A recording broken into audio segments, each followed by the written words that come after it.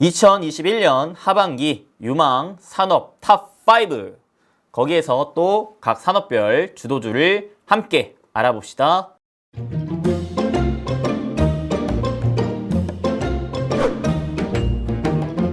네, 반갑습니다. 우리 구독자 여러분들. 저는 기존 주식전쟁 유튜브에서 급등이 대표로 인사드렸었고 지금은 부자TV에서 이수빈 대표로 인사드리고 있는 상황입니다. 이수빈 대표고요. 여러분들 제가 이제 또 이 부자TV에서 새롭게 인사드린 지 한 2주 정도 됐는데 벌써 좀 많은 분들이 사랑해 주시고 관심 보여주셔서 감사드리고요. 아직까지도 주변에 급등이 대표가 다시 돌아온 걸 모르시면은 빨리 소문 내주세요. 자, 오늘은 매우 중요한 얘기고 사실 여러분들이 기존 제가 주식전쟁에서 강의를 했을 때 가장 또 좋아하셨고 사랑해 주셨던 강의입니다. 바로 산업 강의인데요. 제가 좀 쉬는 동안에 사실 유튜브에서 저도 이제 주식을 계속 하니까 많은 영상들을 좀 찾아보곤 했었는데 아쉽게 이 산업에 대해서 다뤄주시는 분들이 많지 않았어요.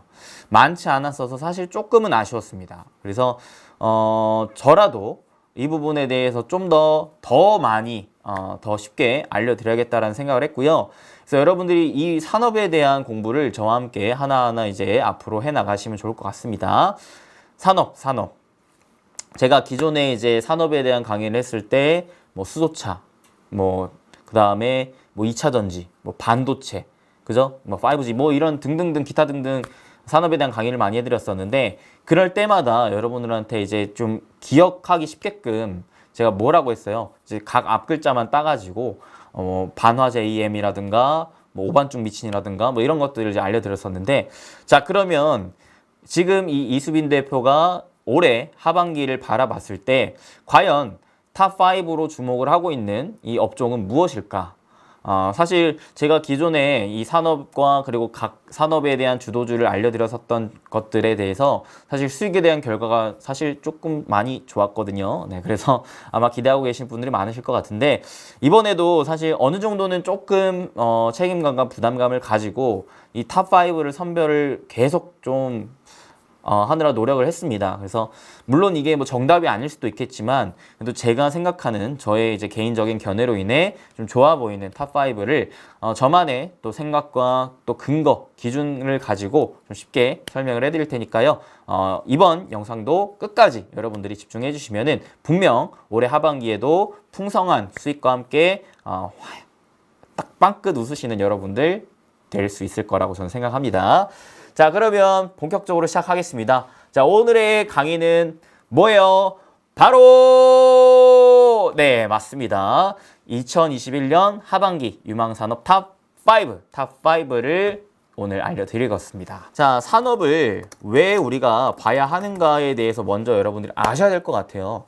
항상 주변에서 아니면 유튜브 강의든 어디든 리포트도 사실 산업 리포트도 많이 나오는데 산업에 대한 분석은 해주지만 왜 산업이 중요한지에 대해서는 사실 그렇게 많은 분들이 알려주진 않아요. 이것만 아시면 될 것 같아요. 제가 기존 이제 시장 강의할 때도 알려드렸었는데 우리나라 이 시장은요, 우리나라 이 주식시장은요, 사실상 주식 투자 분석의 방법에는 탑다운 방식과 바텀업 방식이 있는데 이 두 가지 방법 중에 탑다운 방식이 굉장히 유리한 조건에 있다라 그랬어요. 이게 왜 그러냐면 여러분들이 매매를 해보시면 아시겠지만 사실 주식 투자는 가장 심플하고 우리가 수익을 내기에 가장 또 효율적인 게 뭐예요? 쌀 때 사서 비싸게 파는 거잖아요. 그죠?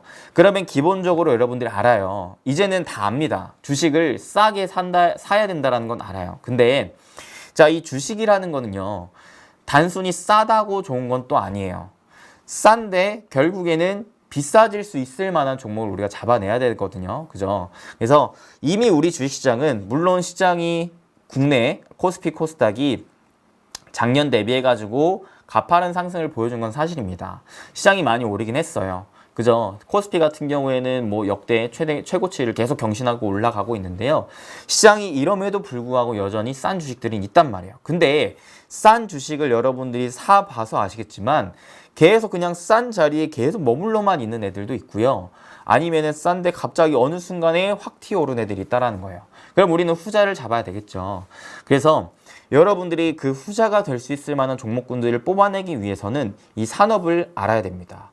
왜냐면 자, 기본적으로 우리가 저는 그렇게 생각을 해요. 이게 뭔가 확률을 높이기 위해서는 큰 틀부터 점점 세분화하는 게 좋다라고 생각을 하거든요.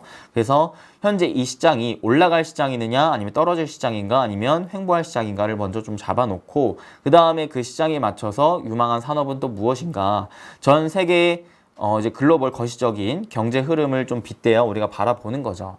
사실 산업을 바라볼 때 경제 흐름과 정치 흐름을 우리가 좀 같이 눈여겨봐야 될 필요는 있는데, 자, 이건 이제 부가적인 얘기고, 가장 근본적인 거는 이 주식시장 판도는 어찌 보면은 물론 외국인의 힘도 있겠지만 기관, 증권사의 애널리스트들, 뭐 증권사의 실질적인 매매를 하시는 분들의 이런 파워도 우리가 무시를 못 하거든요.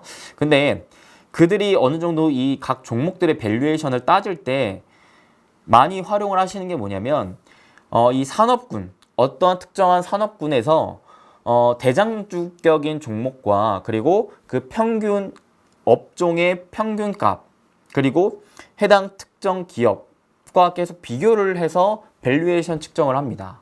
무슨 말이냐?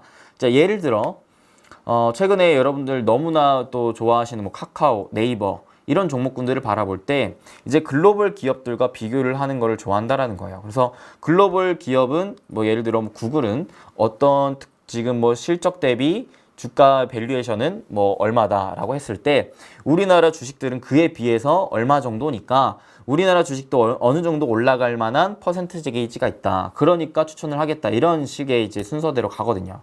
그렇기 때문에 실질적인 이 주식시장의 메이저 수급 주체들이 이 산업에 대해서 비교 분석을 해서 이 기업의 실질적인 밸류에이션 측정을 해나가기 때문에 우리 역시 마찬가지로 실질적인 투자자 입장에서 이 산업에 대한 분석을 할 줄 알아야 됩니다. 그래서 이 똑같은 종목이라도 어떤 산업군에 속해 있느냐에 따라서, 그러니까 무슨 말이냐면 예를 들어 1년간 영업이익이 뭐 1,000억인 기업이 있는데 시총을 우리가 판단하는 데 있어서 어떠한 특정 산업군에서 들어가는 종목은 시총이 더 높게 측정이 되고 어떠한 산업군은 더 낮게 측정이 된다라는 거예요.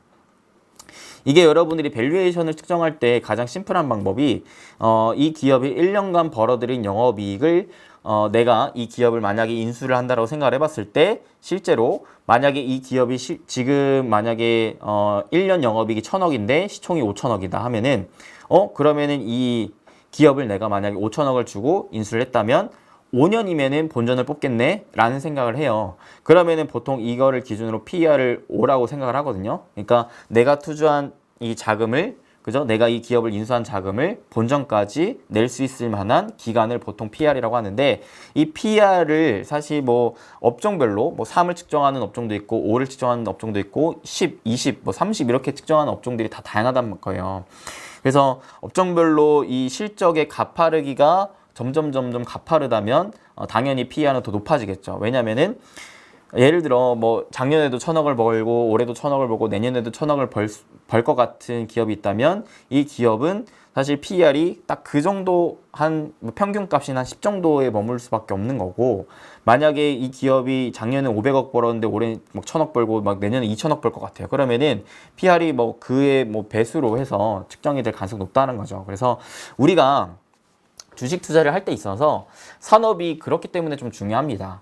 이 특정 산업군, 내가 만약에 좋아 보이는 종목이 있는데 이 종목이 어떤 산업군에 들어가는지에 대해서 사실 밸류에이션 측정이 만약에 예를 들어 지금 뭐 PER이 5였다면은 10으로 갈 수 있을 만한 산업이다 하면은 올라갈 수 있는 폭이 엄청나게 가파르게 올라갈 수 있다라는 거죠. 그래서 여러분들이 산업을 그렇기 때문에 좀 봐야 된다라는 것을 좀 이해를 하시면 좋을 것 같아요. 이게 좀 어려운 개념일 수도 있는데 그냥 쉽게 말해서 똑같이 돈을 잘 버는 기업이라도 어떤 산업에 속해 있는지에 따라서 주가 상승률이 큰 차이가 난다는 정도만 알고 체크하고 넘어가시면 되겠습니다. 그래서 내가 이 투자를 하는 입장에서 그만큼 높은 밸류에이션을 측정할 수 있을 만한 유망한 산업을 알아내는 게 중요해요. 그 안에 이제 그 해당 산업을 포착을 했으면 그 안에 이제 좋은 기업을 찾아낸다면 우리는 똑같은 기간 내에 똑같은 투자금으로 투자를 한다 해도 보다 더 높은 기대 수익을 가져갈 수 있기 때문에 그래요. 그래서 여러분들이 탑다운 방식을 활용한 이 산업 분석을 꼭 한 번씩 해보시길 바란다. 그거를 제가 최대한 쉽게 재미있게 도와드리겠다라고 말씀드리겠습니다. 그래서 Y는 이렇게 좀 생각을 하시면 될 것 같습니다. 자, 그러면 산업이 중요하다는 걸 알았어요. 그죠? 산업이 중요하다는 걸 알았기 때문에 우리는 그 다음에 뭘 해야 돼요? 어떻게 산업을 어떻게 잡아야 되는지를 알아야 돼요. 도대체 내가 이 유망한 산업을 어떻게 알아낼 거예요. 그죠? 자, 저의 이제 어느 정도 좀 팁이 있습니다. 팁. 일단은 산업을 알려면 그 전에 시장을 알아야 돼요. 그래서 우리 부자TV 유튜브 채널 들어오시면 살짝 밑으로 내려보면은 요 하반기 주식시장 전망, 심지어 제가 얼마나 중요하면 여기다가 필수 체크도 남겨드렸어요. 근데 우리 여러분들이 영상 길이가 길기도 하고 사실 시장 공부하는 걸 별로 재밌어 하지 않아요. 흥미로워 하지 않습니다. 우리 개인 투자자분들이 원하시는 거는 결국 기승전결 종목 뭘 찍어야 돼요이기 때문에 종목 알려주지 않고 그냥 시장 강의만 하는 거는 재미가 없다라는 거예요. 근데 이 시장은 가장 기본의 기초 중에 기초이기 때문에 여러분들이 이거는 꼭 시간이 좀 들더라도 주말 시간을 활용해 하더라도 이 영상을 꼭 한번 보셨으면 좋겠습니다. 요거를 보시면 제가 하반기 주식시장은 어떠한 식으로 좀 흘러갈지에 대한 예측 분석을 좀 해드렸기 때문에 그래서 결과론적으로는 뭐라 그랬어요? 지금 유동성 장세에서 실적 장세로 좀 넘어가고 있고 이거를 이제 백화점에 비유를 해드렸죠. 그래서 지금 이 시점은 소비자들이 현명한 소비를 하고 있다. 그래서 주식 투자를 할 때 우리도 어찌 보면은 싸고 그죠? 싸고 좋은 주식을 사야 된다. 그냥 좋은 주식 말고 싸고 좋은 주식을 사는 게 좋다. 밸류에이션상 저평가이고 실적도 탄탄한 기업을 잡아야 되는 게 맞다라고 얘기를 드렸어요. 그죠? 그리고 단기적으로는 박스권에 갇혀있는 상황인데 결국에는 서서히 상승장 쪽으로 다시 올라갈 가능성이 높다라고 얘기를 드렸고요. 그래서 단기적으로는 뭘 잡으라 그랬냐면 이제 가치주, 저평가된 가치주와 그리고 테마주를 잡는데 이 두 개의 종목군에 일단은 차트상 급등 차트가 좀 만들어진 종목이면 좋다. 그리고 테마주는 이제 내년에 대선을 앞둔 상황이기 때문에 대선 관련 정책 수의 테마주를 잡으셔라 그랬어요. 그죠? 자, 여기까지 알려드렸고 장기적으로는 이제 성장주를 잡으시면 좋은데 그러면 여기서 이제 산업을 볼 건데요. 자, 산업을 볼 건데 그 앞전에 요거 하나만 말씀드리자면 자, 저평가 가치주를 볼 때 여러분들 아직 사실 싸고 좋은 종목들 많거든요. 요거에 대한 제가 도움이 될 수 있을 만한 이미지를 하나 가져왔어요. 자, 일단은 요거 최근에 리포트 나온 것도 보시면은 뭐라 그래요? 실적 장세로 지금 전환이 되고 있다라 그러죠. 작년 유동성 장세에서 2021년 실적 장세로 전환이 되고 있다라는 거 얘기를 드릴 수 있겠고요. 자, 과거 대비 영업이익 증가 폭이 높고 주가는 저평가된 종목. 이런 종목군들을 한번 살펴볼 필요가 있습니다.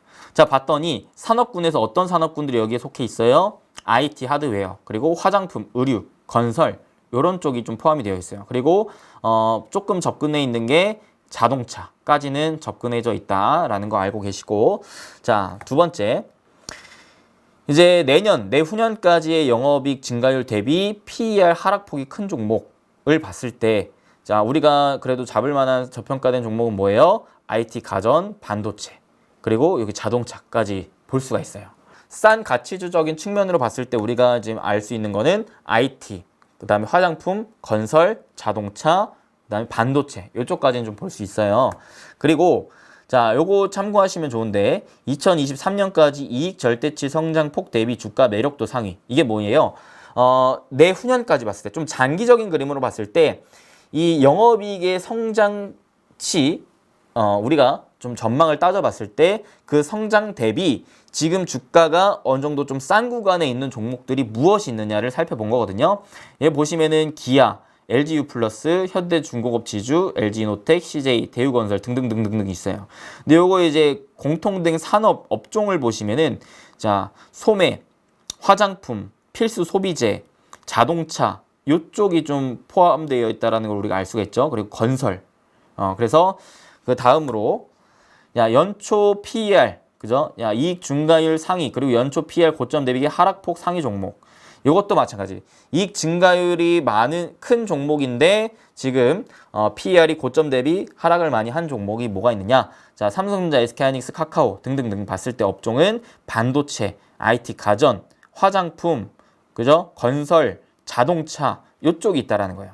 그러니까 우리가 이제 산업을 볼 때 일단은 지금 시장에서 단기적인 그림으로는 저평가 가치주가 좋을 것인데 저평가 가치주 중에서도 이익 대비 저평가되어 있는 산업이 뭐가 있느냐를 살펴봤을 때 자, 이익 대비 저평가 산업 땡땡 아까 뭐가 있었어요? IT, 그 다음에 반도체, 자동차, 화장품, 그죠? 그 다음에 또 뭐가 있었죠? 자, 볼게요. 화장품, 건설, 건설까지. 이렇게 이제 보시면 된다라는 거예요. 이해되세요? 자, 이익 대비 저평가 산업은 지금 5개. IT, 반도체, 자동차, 화장품, 건설. 요거 5개 섹터가 나왔다. 5개. 이해되시죠? 그래서 단기적인 그림으로는 즉 단기적인 그림 사실 리포트상에서 단기적인 그림은 1년 이내예요. 1년 이내. 장기적인 그림은 2년 이상. 그래서 여러분들이 생각하는 단기적인 그림은 뭐 1개월 이내 이럴 것 같은데 그런 게 아니라 올해 하반기까지 봤을 때는 IT, 반도체, 자동차, 화장품, 건설이 괜찮을 것 같다라는 얘기를 하는 겁니다. 이거를 실질적인 데이터 근반으로 얘기를 드리는 거예요. 아시겠죠? 이거는 제가 얘기를 하는 게 아니라 이제 최근 증권사에서 나온 데이터 기반으로 해서 제가 뽑은 겁니다. 자, 그러니까 나는 하반기까지 그냥 좀 안정적이면서 탄탄한 우량주 매매를 하고 싶다 하시는 분들은 이쪽 산업군에 있는 시총 상위 종목들을 위주로 매매를 하시면 좋겠죠. 자, 그 다음에 두 번째는요. 여러분들이 나는요 지금 막 연준 막 테이퍼링 막 금리 인상 이런 것 때문에 너무 걱정스럽고요 불안해요. 이러신 분들을 위한 종목들. 자, 보수적인 포지션의 종목군들은 어떤 종목군들이 좋냐면 사실 제 시장 강의를 들으셨으면 테이퍼링 그렇게 걱정하지 않아도 될 건데 그럼에도 나는 너무 불안해서 못 살겠다. 근데 주식 투자는 하고 싶다 하시는 분들은 일단 자본금이 좀 탄탄한 기업들을 잡으세요. 자본금이 일단 빵빵해야 돼요. 그래야지 금리가 막 인상이 됐을 때 해당 종목군들은 피해가 많지 않을 거예요. 그러면서 반대로 그런 종목군들이 어찌 보면은 두각을 나타낼 수 있을 겁니다. 자본금이 많으면서 그죠? 자본금이 많은데 저평가되어 있다. 이거는 뭘로 확인할 수 있냐면 저 PBR인 종목들로 확인할 수 있어요. 저 PBR 기준은 1 이하. 1 이하인 저 PBR 종목군들을 잡으시면 좋아요. 예를 들어 뭐가 있냐면 지주사가 이런 쪽에 너무 많아요. 지주사. 사실 지주사 관련 종목군들이 우리나라 주식시장에는 사실 좀 말도 안 되게 많이 저평가되어 있어요. 왜 그러냐면 예를 들어서 SK라고 한다면 SK 밑에 뭐 SK이노베이션 있고 SK텔레콤 있고 등등등등 있다는 거예요. 근데 사실 이 지주사만 상장이 되어 있는 게 아니라 이 밑에 핵심 자회사 기업들도 다 상장이 되어 있기 때문에 SK 살 바에 SK텔레콤 사지. SK 살 바에 SK이노베이션 사지. 이런 관점으로 가는지라 지주사는 상대적으로 이 사람들이 소비 심리가 많이 가질 않아요. 사실 자산 그리고 이익 대비 저평가되어 있는 기업들이 많고 지주사 특징이 뭐냐면 배당을 또 많이 주는데도 불구하고 우리 개인 투자자분들이 그렇게 많이 좋아하지 않습니다. 선호하지 않아요. 근데 이런 거는 분명히 사실 과거에 우선주 같은 경우에도 좀 이런 인식 때문에 보통주 대비해서 우선주가 엄청난 저평가되어 있었거든요. 근데 이런 부분도 사람들의 인식이 좀 바뀌기 시작하면서 어저께 키 맞추기를 대형주 위주로는 많이 맞춰줬단 거예요. 그래서 지주사도 분명히 제가 봤을 때는 지금은 어찌됐든 저금리 시대이기 때문에 화폐 가치가 많이 떨어져 있고 은행에 예금 적금하기가 사실 별로 메리트가 없는 상황에 주식 투자를 하는 인구는 점점 늘어날 텐데 보수적인 매매를 선호하시는 분들은 결국에는 배당주 노리면서 지주사 공략을 해나갈 가능성이 높다는 것을 판단을 한다고 했을 때 저는 지주사도 괜찮을 것 같아요. 지주사. 근데 좀 장기적인 포지션으로 보는 거죠. 이건 이제 적금식으로 매매하시는 분들이 선호하시는 종목들. 그리고 지주사 말고 저 PBR 종목군들 중에서 보험 관련주들 최근에 좋아요. 보험. 뭐 삼성화재라든가 그죠? 최근에 사실 코로나 때문에 이 생명에 대한 니즈가 굉장히 높아져 있는 상태에서 보험주들도 앞으로 좀 많이 부각을 받아낼 수 있을 것 같거든요. 그리고 은행주들. 이제 금리가 인상이 되면은 아무래도 가장 수혜를 볼 수 있을 게 이제 은행 관련 종목들이기 때문에 요 세 가지 정도 보수적인 포지션의 종목군들은 이렇게 꾸리시는 게 좋겠습니다. 그래서 사실 주식 투자에 정답은 없어요. 뭐로 가든 돈만 벌면 돼요. 근데 나는 이 빠른 길이 있고 조금 돌아가는 길이 있고 조금 안전적인 길이 있고 이제 가시밭길이 있고 길은 많아요. 근데 여러분들이 이거를 선택하는 거거든요. 내 입맛대로, 내 취향대로. 그래서 나는 좀 더 단기적인 포지션에 안정적인 매매를 하고 싶으신 분들은 요거를 보시면 되고, 그 다음에 나는 좀 장기적인 그림으로 보수적인 매매를 하고 싶다 하시는 분들은 요쪽 포지션 위주로 좀 보시면 좋을 것 같아요. 그리고 저 개인적으로는 어떤 게 좋냐면, 저는요, 좀 약간의 기회주의자적인 성향이 매매에 들어가 있어요. 좀 안정적인 매매이면서도 기회가 있을 때는 저는 잡아야 되거든요. 왜냐면 투자에 있어서 기회는 많이 찾아오질 않아요. 그리고 이 기회를 잡아야지만 부자가 될 수 있다고 저는 생각을 하기 때문에, 사실 그렇잖아요. 투자는 누구나 할 수 있지만 매년 뭐 5%, 10% 벌면서 꾸준하게 내 자산을 증식하시는 분들이 있겠지만, 사실 그러면은 부자가 되기 위해서는 너무나 오랜 시간이 걸립니다. 그죠? 어찌 보면 경제적 자유를 얻기 위함은 너무 오랜 시간이 걸려요. 근데 항상 뭐 최근에 비트코인도 그래요. 뭔가 이 기회를 미리 포착해서 머리가 깨어 있는 사람들은 하루빨리 시작해서 단기간에도 큰 돈을 벌었다는 거죠. 그래서 저는 부동산도 마찬가지라고 생각하고 주식도 마찬가지라고 생각하는데, 주식에 있어서 이렇게 정말 10년 만에 오는, 20년 만에 오는 기회를 잡아야지 단기간에 크게 부를 축적을 시켜서 이거를 토대로 더 돈을 번다고 진짜 경제적인 자유로 가는 지름길이라고 저는 생각을 하거든요. 그래서 제 생각은 여전히 기회 증시가 좀 이어지고 있다. 올해 하반기까지는 증시가 괜찮을 것 같다라는 생각을 했을 때, 저는 사실 성장주 위주의 배팅을 할 것 같아요. 여전히 장기간 포지션을 봤을 때 성장주 위주의 배팅. 근데 제가 이런 생각을 왜 하냐면, 사실 여러분들 우리 인생에 있어서 어떠한 혁명, 혁신 이런 부분들은 그렇게 많이 찾아오지 않습니다. 자, 무슨 말이냐? 여러분들 1차 산업혁명, 2차 산업혁명, 3차 산업혁명, 4차 산업혁명 있어요. 여러분들 2차 산업혁명, 2차 산업혁명부터 지금의 4차 산업혁명까지 다 나는 일생에서 경험을 해봤다 하시는 분들 없을 겁니다. 없어요. 자, 우리는 사실상 이 3차 산업혁명, 4차 산업혁명이 도래하는 이 시기에 우리 일생에 있어서 한번 올까 말까 한 거예요. 우리 일생에 있어서 지금의 4차 산업혁명이 오는 이 시기는 진짜 어찌 보면 유일한 기회일 수 있어요. 여기에 플러스 알파. 저는 어찌 보면 이 부를 축적시킬 수 있을 만한 가장 큰 기회는 구조적인 변화, 즉 정말 새로운 혁신에서 온다고 생각하거든요. 기업 입장에서도 그래요. 기존에 없던 새로운 혁신을 만들어내는 기업들이 떼돈을 법니다. 우리 투자자 입장에서도 마찬가지. 기존에 없던 새로운 패러다임이 나오는 곳에 우리는 투자를 해야 된다는 거예요. 그런 기회가 많지 않다는 거죠.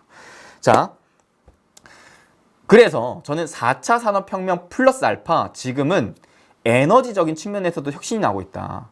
기존에 처음에는 이제 목재 쪽에서 에너지원이 나왔었다면, 그 다음 뭐 석탄, 석유로 지나 지금 신재생 에너지의 혁신이 지금 나오려고 하고 있다는 거예요. 그래서 뭐예요? 지금 시기가 굉장히 중요한 게 뭐냐면 4차 산업혁명 플러스 알파, 신재생 에너지. 이 두 가지 측면의 큰 혁신적인 움직임이 나오는 시기다. 그러니까 우리의 일생에 있어서 어찌 보면은 유일하게 정말 큰 기회를 잡을 수 있는 시기가 아닌가 저는 생각을 해요. 그래서 지금 뭐 주변에 다 돈 없다 하는데, 돈을 벌 수 있는 방법은 저는 엄청 많다고 생각하거든요. 이런 혁신적인 패러다임에 있어서. 저는 여러분들이 투자자로서 좀 큰 부를 누리고 싶다면 저는 오히려 이런 쪽으로 집중을 하는 게 좋지 않을까 생각을 합니다. 그래서 제 개인적인 생각은 뭐다? 별표 5개. 4차 산업 혁명 플러스 신재생 에너지.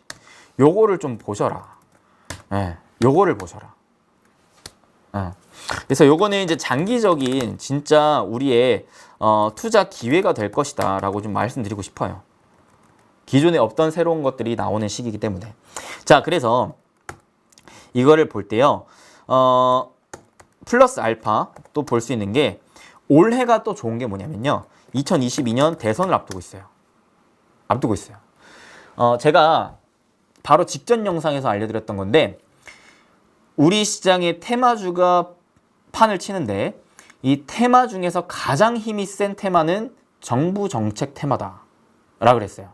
정부에서 밀어주는 테마, 정부에서 밀어주는 산업 이런 것들을 우리는 주목을 해야 되거든요. 그래서 기존에 이 문재인 정권 때 우리가 바라봤었던 가장 큰 테마는 뭐였어요? 뭐 남북 경협 테마, 수소차도 있고요. 이런 부분들이 정부 정책에서 밀어주는 테마로 됩니다. 그래서 지금은 대선을 앞두고 있기 때문에 지금 지지율 1, 2위 바로 윤석열과 이재명의 지금 정책을 우리는 좀 봐야 돼요. 정책 수혜. 그리고 지금 전 세계적인 측면으로 봤을 때 경제 1위 국가 미국, 그리고 경제 2위 국가 중국, 미국의 지금 바이든 대통령, 중국의 시진핑 주석의 정책도 같이 봐야 됩니다. 그래서 요거 세 개가 딱딱딱 맞아 떨어진다면 그쪽에서 정말 큰 투자 기회가 나올 수 있어요. 그래서 어제자에 제가 영상에 올려드렸었던 게 이제 윤석열 관련 정책이 뭐였었느냐. 일단은 이제 공통된 정책이 일단 부동산 정책이 가장 컸어요. 부동산 정책. 지금 전 국민적으로 부동산에 대한 이 압박 심리가 너무 크다 보니까 요거를 빨리 해소를 시켜줘야 된다. 그 다음에 플러스 알파. 이재명, 그 다음에 윤석열 둘 다 친환경, 신재생, 도시재생 이쪽으로 간다는 거죠. 신재생. 자, 요 두 개. 그리고 플러스 알파 맞아요. 정답. 세종시까지. 근데 세종시는 이런 다 공통 분모를 따져봤을 때 글로벌적인 이슈는 아니잖아요. 그죠? 글로벌적인 이슈는 아니니까 세종시는 뺄게요. 그 다음에 자 미국 바이든 대통령이 뭘 계속 강조를 합니까? 미국 바이든 대통령 인프라 투자. 그죠? 그 중에서도 계속해서 친환경을 그냥 미친 듯이 밉니다. 친환경을 계속 밀어요. 지구를 살려야 합니다. 탄소 중립, 탄소 제로 이쪽으로 가야 됩니다. 그쪽에 정책들을 계속 펼친다라는 거죠. 자, 중국 쪽은 뭐예요? 중국도 마찬가지 인프라. 중국은 사실 인프라가 가장 커요. 근데 얘네도 탄소 중립 쪽으로 장기적인 그림으로는 간대요. 그러니까 토탈적으로 봤을 때 우리가 봐야 될 거는 결국 인프라, 그 다음에 친환경 이쪽을 봐야 된다는 거죠. 왜? 우리나라도 마찬가지. 부동산 거의 인프라 쪽과 가깝거든요. 그 다음에 신재생 마찬가지. 친환경 쪽이랑 가깝고. 그러니까 자 4차 산업혁명 플러스 신재생 에너지 가장 큰 줄기는 인프라와 친환경, 신재생 에너지 이쪽을 봐야 된다. 그래서 저는 정말 큰 기회는 여기에서 나올 것 같다라는 생각을 해요. 자 그러면 인프라, 그죠? 그리고 신재생 에너지, 친환경 이쪽을 봤을 때 조금 우리가 세분화해 봅시다. 세분화. 그래서 요거에 관련돼서 저는 탑 5를 정리를 해봤어요. 탑 5. 자, 첫 번째 인프라 하면 가장 먼저 떠올라야 될 게 바로 건설이죠. 건설. 그 다음에 신재생. 이거는 뭐 친환경 이렇게 그냥 크게 묶을 수 있을 것 같아요. 그 다음에 인프라. 자, 봅시다. 5개 정도 뽑을 건데 대표적으로 직접 연관되어 있는 것도 있지만 부가적으로 연결되어 있는 것도 있어요. 이게 무슨 말이냐면 예를 들어 친환경 모멘텀을 가지고 갔을 때 기존에 있던 산업군이 구조적인 변화가 나오는 산업. 예를 들어 여러분들 너무나 잘 알고 작년에 완전 그냥 주도주였던 전기차 산업. 전기차도 뭐예요? 기존에 내연기관 자동차가 우리의 일상생활에 이미 다 퍼져 있었던 가운데 친환경에 대한 모멘텀이 떠오르면서 뭐예요? 전기차에 대한 수요가 급증했다는 거죠. 기존에 없던 새로운 패러다임 나오면서 구조적인 변화와 함께 관련된 종목들, 관련된 기업들은 떼돈을 벌기 시작했다는 거예요. 이런 패러다임을 우리가 봤을 때 여전히 자동차는 봐야 된다. 그 다음에 자동차뿐만 아니라 조선 쪽도 친환경적인 모멘텀을 앞으로 띄게 될 거예요.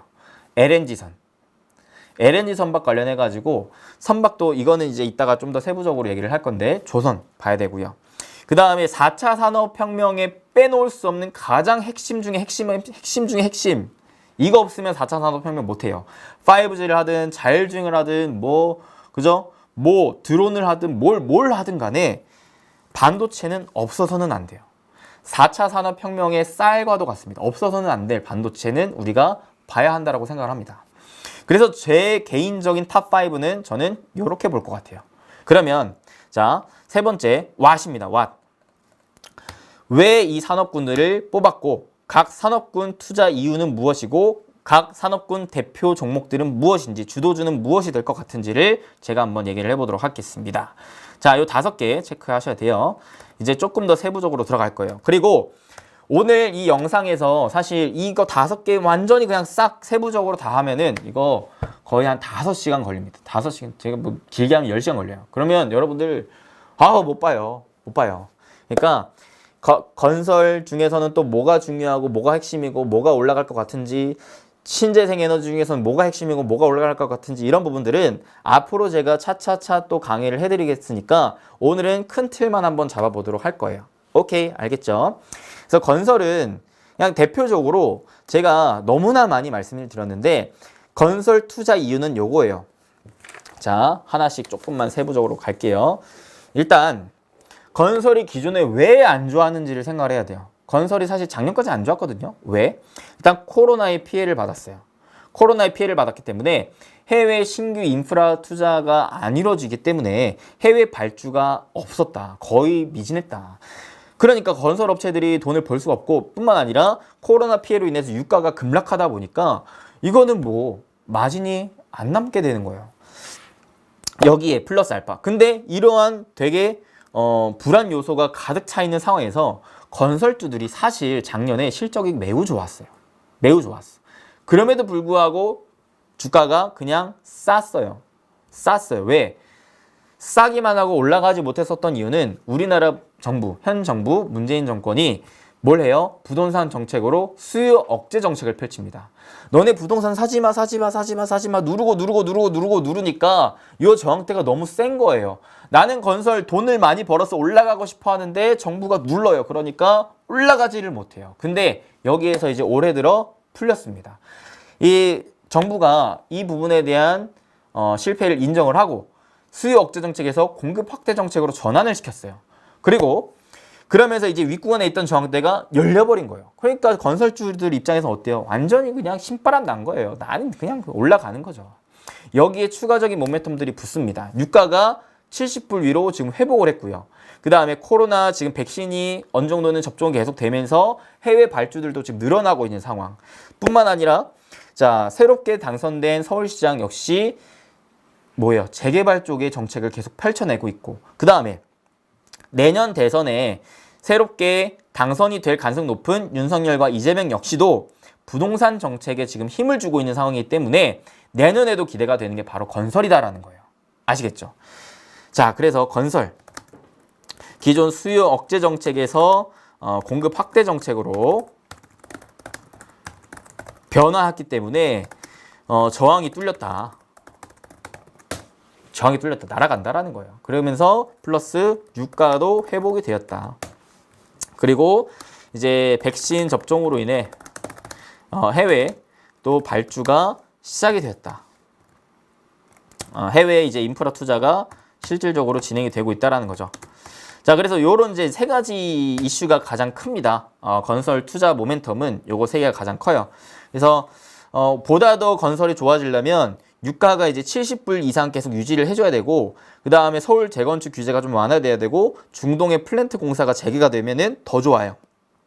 자, 그러면 여기 건설주들에서 우리가 어떠한 종목군들을 봐야 되느냐를 봅시다. 일단은 건설주들이 사실 작년에 대비해서 좀 많이 올랐어요. 우리는 알아야 될 거. 일단은 그 실적이 일단 내년까지는 증가가 돼야 되고 지금 저평가가 되어 있는 종목군들을 봐야 돼요. 건설주들 중에서 대표적으로 2개가 올해 대비 내년 실적이 증가할 가능성이 높고 저평가되어 있는 게 DLENC, 그 다음에 HDC. 자, 차트 한번 봅시다. 일단은 DLENC. DLENC는 사실 상장한 지 얼마 안 됐어요. 근데 얘는 주택 쪽의 지분, 그러니까 비중이 높아요. 그래서 GS건설과 많이 비교를 할 수 있는데 GS건설 대비 밸류에이션이 지금 현저히 저평가되어 있는 구간입니다. 그래서 상장한 지 얼마 안 돼서 여러분들 차트만 봤을 때는 이게 싼지 비싼지 잘 모르실 텐데 밸류에이션 상으로는 DLENC가 굉장히 싸고 좋다. 그 다음에 HDC 현대산업개발. HDC 현대산업개발차 주봉상 추세 보세요. 완전히 바닥권인 상태에서 최근 흐름에서 강한 거래량이 힘이 실리면서 상승 추세로 전환이 되고 있는 모습이죠. 얘도 마찬가지. 내년 실적 기대감 있으면서 저평가되어 있는 상황이다. 근데 아까 제가 말씀드렸죠. 일단 건설 쪽으로는 얘를 보지만 나는 좀 더 보수적이고 좀 더 탄탄한 종목을 잡고 싶다 하면은 지주사 HDC가 더 좋습니다. 사실 이게 더 싸고 좋아요. 자, HDC 현대산업개발. 그 다음에 HDC까지. 요거 3개 일단 보시고요. 근데 건설주는 사실 좀 비교적 무거운 경향이 있어요. 시총이 좀 큽니다. 그래서 나는 좀 중소형주 작고 가벼운 종목들을 원해요 하시는 분들은 뭐가 좋겠느냐? 제가 그래서 얘기를 드렸던 게 시멘트죠, 시멘트. 네, 삼표 시멘트. 그 다음에 쌍용 CNE. 그죠? 그 다음에 성신양회. 그 다음에 유리 쪽으로는 이제 KCC도 굉장히 저평가되어 있고 앞으로 모멘텀이 큰 기업입니다. 요렇게 일단은 건설은 체크해 두세요. 자, 그 다음 신재생 쪽으로 빨리빨리 넘어갈게요. 지금 시간이 매우 지금 촉박합니다. 자, 신재생 쪽으로 들어가면은 여러분들, 자, 아까도 말씀드렸죠. 일단은 기존 석탄, 석유에서 그린 에너지, 신재생 에너지 쪽으로 에너지 혁신이 나오고 있는 상황. 그죠? 그래서 지금 우리나라뿐만 아니라 중국, 미국 역시도 이쪽으로 주목을 하고 있는 상황에 자, 전 세계가 지금 지구 온난화 플러스 코로나에 대해서 이제 타격을 입으며 이 탄소 규제 더 강화를 들어갔다. 그러면서 궁극적으로 이제 신재생 에너지로의 전환을 빨리 하려고 하고 있다라는 게 가장 킬링 포인트입니다. 아시겠죠? 그래서 이게 가장 중요하고요. 신재생 에너지 쪽으로는 이거는 진짜 얘기할 내용이 너무나 많기 때문에 나중에 또 세부적으로 할게요. 일단은 생산을 할 줄 알아야 되고, 그 다음에 이거를 이제 저장을 할 줄 알아야 되고, 실질적으로 이제 사용을 하는 측면에서 우리가 봐야 되는데, 생산 측면에 대해서는 일단은 저는 해상 풍력을 굉장히 높게 사고 있고요. 그 다음에 최근에 또 새롭게 떠오르고 있는 이제 원전 관련. 그 다음에 완전 좀 초장기적으로 간다면 이제 핵융합 이쪽도 볼 수 있어요. 해상 풍력 쪽은 제가 기존에도 뭐 너무나 많이 알려드렸던 게 뭐 세진중공업이라든지 LS라든지 뭐 이런 종목군들. 그죠? 두산중공업도 알려드렸었는데 두산중공업 이미 너무 많이 올라가 버렸죠. 지금은 잡을 수가 없어요. 원전은 이제 여러분들 마찬가지 이제 두산중공업, 그다음 한전기술 이런 거 있는데 단기적으로 너무 많이 올랐고, 핵융합은 이제 뭐가 있어요? 뭐 다원시스, 뭐 비트로테크 이런 애들이 있는데 이런 애들은 좀 초장기적으로 보는 애들이 있기 때문에 단기적으로는 좀 재미가 없을 수 있다. 저장은 수소가 가장 핵심입니다. 수소가 핵심이에요. 수소. 그래서 수소에 대해서는 기존에 강의를 해서 너무나 많은 종목군들을 알려드렸었는데 또 새롭게 또 알려드릴 테니까 요거 나중에 또 체크를 하시고요. 소비 쪽으로는 사실 많죠. 뭐 친환경 전기차, 뭐 수소차, 그다음에 이게 사실 지금 상황으로서는 대표적인 것들이고, 소비는 이제 밑에 조선 쪽도 같이 볼 수 있는 거죠. 그러니까 소비는 사실상 자동차, 조선 쪽으로 보시면 돼요. 아시겠죠? 자동차, 조선, 그리고 등등등등 나올 수 있겠습니다. 자, 그래서 이렇게 보시고, 자동차는요, 사실 저는 자동차를요, 일단 첫 번째로 대표적인 성장주이기도 하지만, 자동차는 아까도 말했다시피 이제 기존 내연기관 자동차에서 전기차, 수소차로 넘어가는 단계, 그리고 궁극적으로는 자율주행차로 넘어가는 단계, 이런 완전히 구조적인 혁신이 나오는 곳이 자동차이기 때문에 여러분들 꼭 필히 체크를 하셔라. 지금 세계적으로 화두가 되고 있는 테슬라에서도 이쪽으로 계속 주가가 쭉쭉쭉쭉 그냥 올라가고 있다 보니까 국내에서도 이쪽 관련된 종목군들 여러분들 보시면 좋은데, 자, 자동차는 이제 전기차, 그 다음에 수소차, 그다음에 자율주행 이렇게 좀 생각을 하시면 됩니다. 요거는 나중에 하나씩 또 새롭게 세부적으로 더 파고들게요.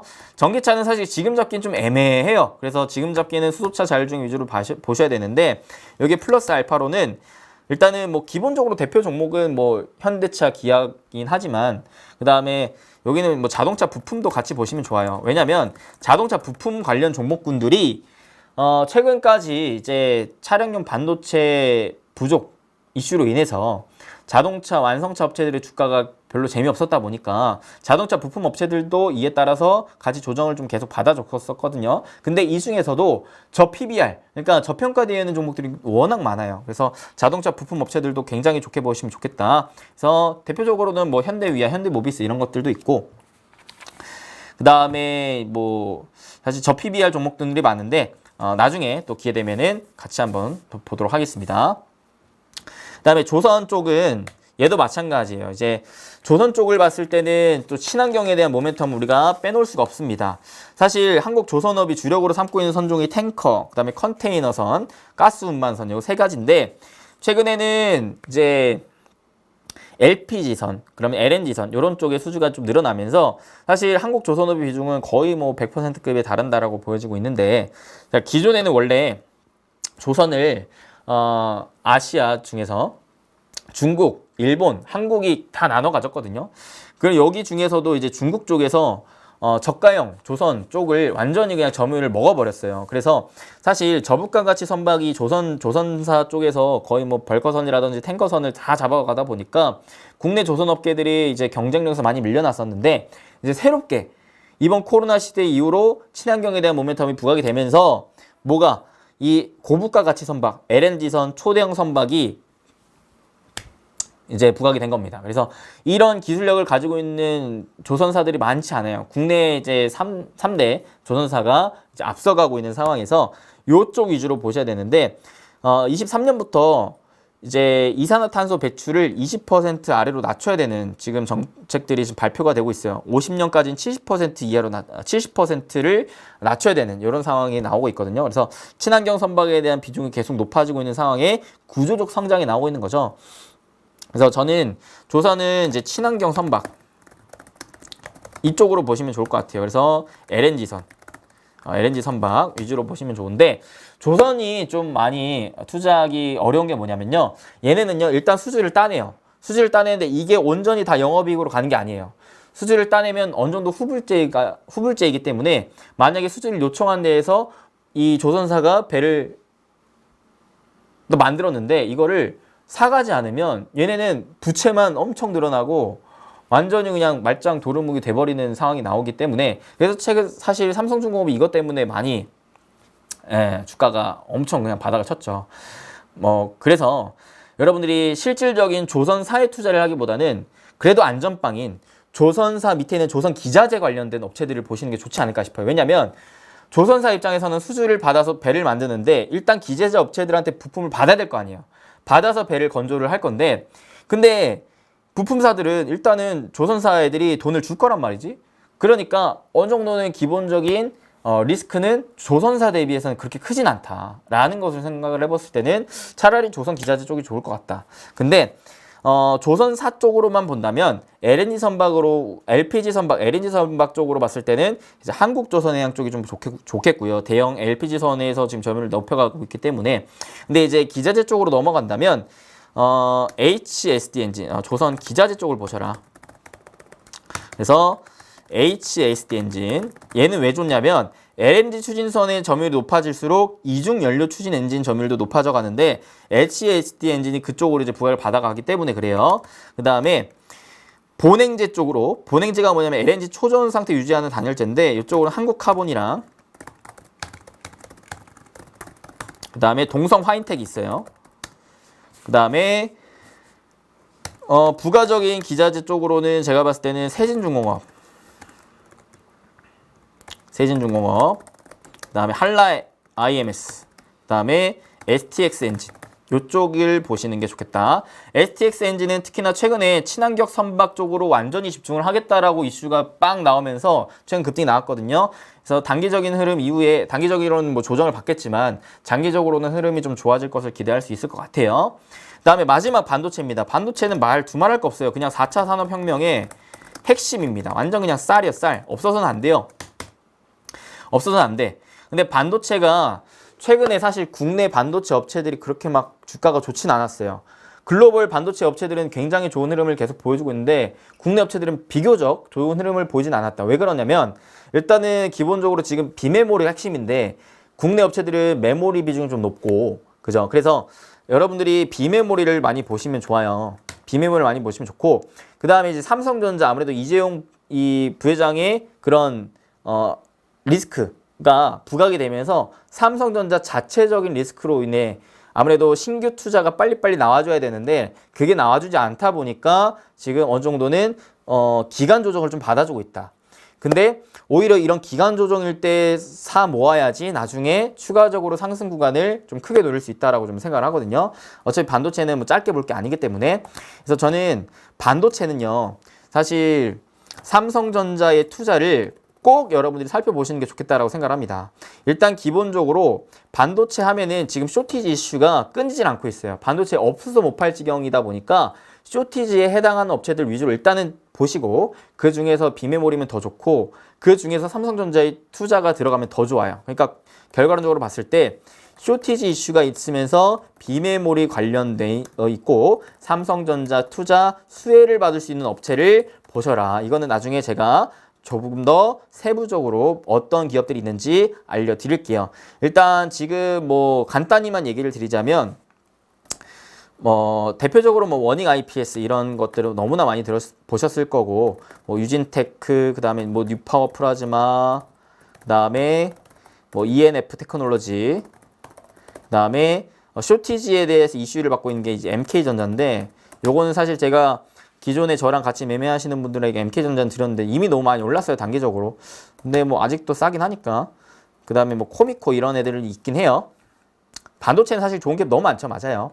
그래서 반도체는 세부적인 기업은 나중에 또 추가적인 강의 영상을 통해서 알려드릴 테니까요. 오늘은 요 정도만 일단 체크를 해놓으시면 좋을 것 같습니다. 그래서 오늘의 핵심은 자 정리를 하겠습니다. 일단 첫 번째, 자 산업을 왜 봐야 되는지, 일단은 기본적으로 국내 주식에서는 탑다운 방식 유리하고 기업보다는 산업을 먼저 보는 게 투자에 있어서 굉장히 유리하다.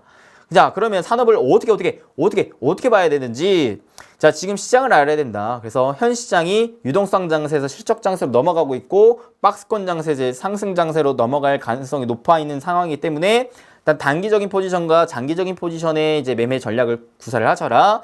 단기적인 포지션으로는 이제 IT, 반도체, 자동차, 화장품, 건설 얘네들을 왜 잡아야 되느냐? 일단은 이익 대비 저평가되어 있기 때문에, 뿐만 아니라 이제 나는 좀 보수적으로 매매를 하고 싶다 하시는 분들은 자본금이 높고 저평가되어 있는 기업들, 지주사, 보험, 은행 보시는 게 좋고, 저라면 이번 투자 기회일 때 장기적인 투자로 여전히 보고 어떠한 정책 관련 수혜주들, 자 이런 새로운 혁신에 관련된 기업들보다 건설 쪽으로는 이제 이쪽 관련된 종목들 알려드렸고, 신재생, 그 다음에 자동차, 그 다음에 조선, 반도체까지 이렇게 5가지 알려드렸습니다. 그래서 외우기 쉽게 첫 글자만 딸게요. 신차를 반건조 시켜버렸어요. 어쩌면 좋아 이거.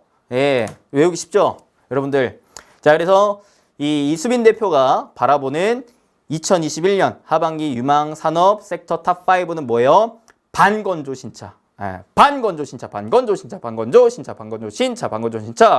자, 반도체, 건설, 조선, 신재생, 자동차입니다.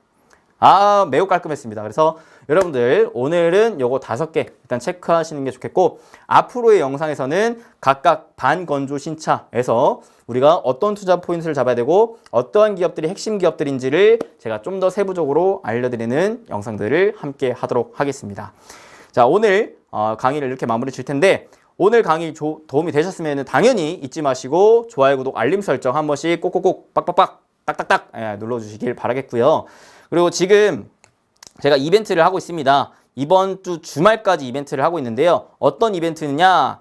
이수빈 대표의 급등비기 자료 무료로 받기 이벤트입니다. 제가 이제 부자TV로 복귀한 기념으로 첫 번째 부자TV 채널 좋아요, 구독, 알림 설정 눌러주시고, 두 번째 영상 하단에 댓글 아무거나 자유롭게 남겨주시고, 세 번째 영상 댓글, 하단 댓글, 상단 댓글에 있는 링크 딱 접속 후 설문조사, 간단한 설문조사만 참여하시면 여러분들 남겨주신 이메일 주소로 제가 6월 21일 월요일 날 급등비기 자료 무료로 다 발송해 드릴 테니까요. 이거 잊지 마시고 한 번씩 또 참여하시면 좋을 것 같습니다. 항상 여러분들 건강하시고 행복하시고 부자 되시는 여러분들 항상 제가 응원할 테니까요.